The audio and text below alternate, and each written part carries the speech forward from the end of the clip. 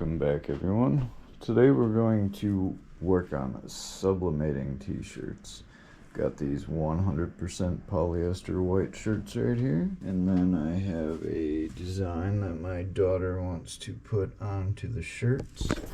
This being the back side and this being the front side. So we will get the design printed out on our Epson ET-15000 that we've made into a sublimation printer. From there we will use this heat press to sublimate the ink onto the shirts themselves. Let's get started. So I would say laying it out on the shirt here is looking like, I think I'm gonna go with 5 inches. Now that we decided we're gonna go with 5 inches, I was able to multiply that, copy and paste in a few times.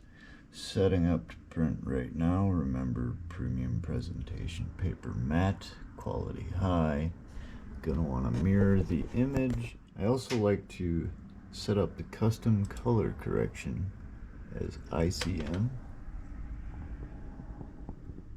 And now we just need to grab some sublimation paper.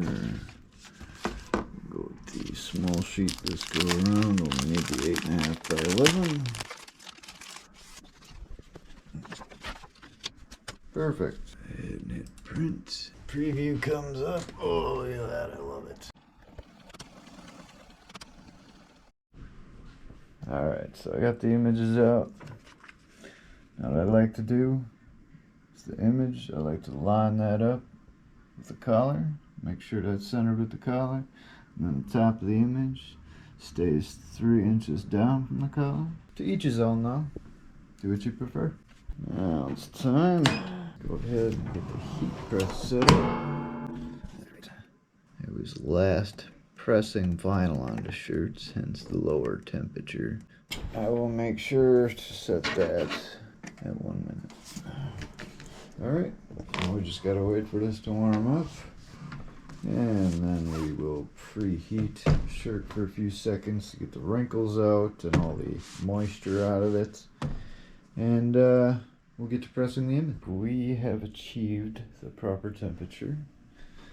So now I'm going to bring this over there and lightly press it for a few seconds. And then I will get this image taped in place so that way we don't get any ghosting from the ink being lifted off the fabric. Alright, take this Teflon sheet off. I'll keep the lower one on.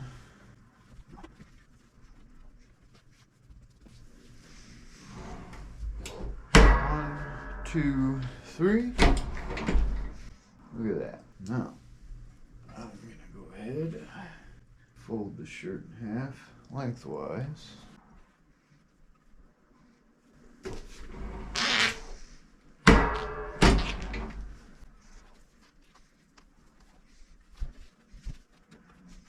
Perfect. Now, if you look closely, you can see that center line crease that we created by folding it in half lengthwise and then pressing.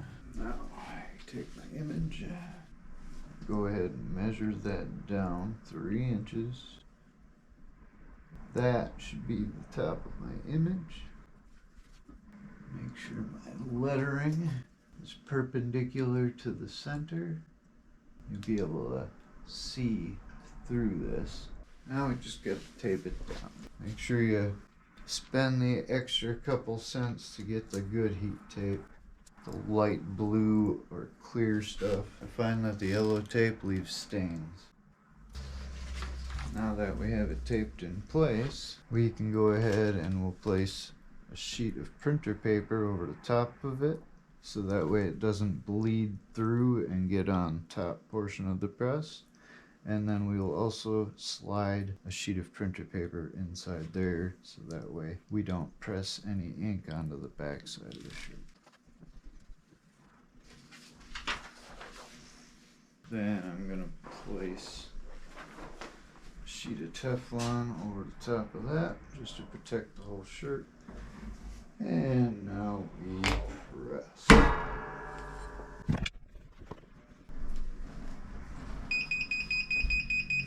Alright, Time is up. Lift the top portion of the heat press. Remove the Teflon sheet. And then we can remove the paper. You should see the image very clearly through the paper. Some of it does bleed through during pressing the image. Every time. Remove paper that was inside. Now we should have to do is remove this. Oh, and look how beautiful that turned out. Well, if you're looking to stop there, that should do it for how to sublimate an image onto a polyester t-shirt. Now, this only works on the lightly colored shirts and the white shirts. Once you start dabbling in different colors, the ink tends to just blend into the background. Stay tuned for the next video, which will be sublimating the back side of this shirt with that large image.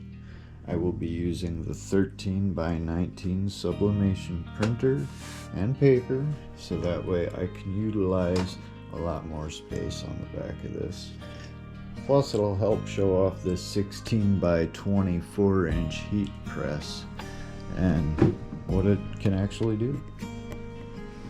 Alright, thanks everyone.